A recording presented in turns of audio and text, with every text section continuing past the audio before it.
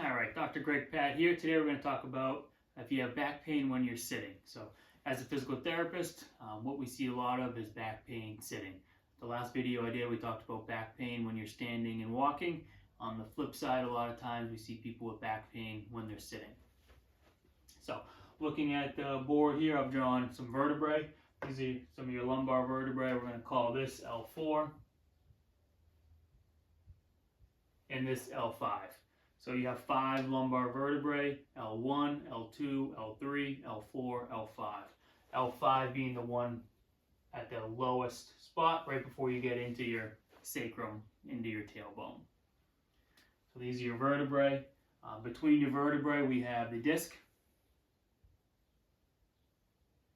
And then in the back we have the nerve that comes off on the back. So this would be a picture of the stomach would be out here. These bumps are those bones you kind of feel if you have somebody bend forward, you kind of see the bumps sticking out. Those are the spinous processes on the back. So what happens when we sit all day is the spine flexes forward and it puts pressure on that disc. So the best way to think about this disc, think of it like a jelly donut. So if this is a nice warm hot jelly donut fresh out of the oven and you squeezed the front part of that jelly donut, what happens is that jelly squirts backwards all over you.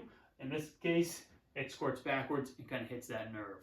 So as you're flexing forward, more pressure is on the front part of that disc, causing it to kind of push that disc back towards that nerve, and that's going to give you that pain. We hear of herniated discs a lot. A lot of times it's just more like with the bending or lifting, but sometimes just a lot of sitting can eventually just kind of push that disc back enough, hit that nerve, and it can lead to things like sciatica, which is pain traveling down the leg.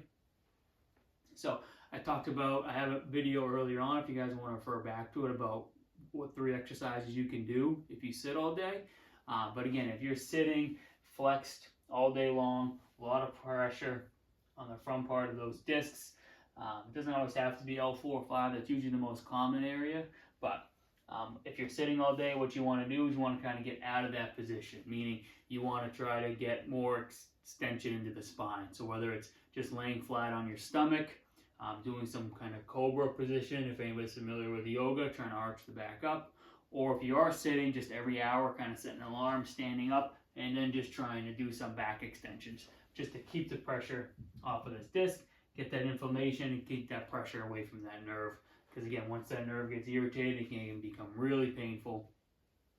It can lead to pain down the leg, can lead to weakness, numbness, tingling, all those things that nobody wants to deal with. So make sure if you're sitting all day, check out my other video. But another thing is just kind of stand up and just arch your back every hour or two.